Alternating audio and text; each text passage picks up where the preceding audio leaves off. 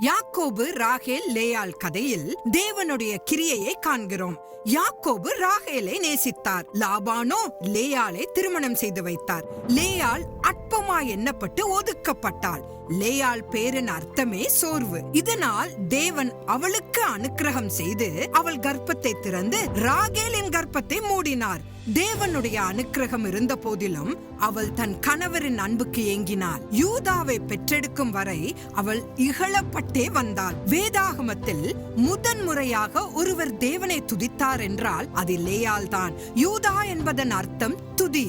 இவை அனைத்திலும் தேவனுடைய கரத்தை யாக்கோபு காண தவறினாலும் தேவன் முழு மனுகுலத்திற்கும் நித்திய காலத்திற்கும் உள்ள மீட்பு திட்டத்தை யாக்கோபின் குமாரனாகிய யூதாவின் மூலம் அரங்கேற்றினார். ஏனெனில் இயேசு கிறிஸ்து தாவீதின் குமாரன் என்றும் யூதா கோத்திரத்தின் சிங்கம் என்றும் அழைக்கப்படுகிறார்.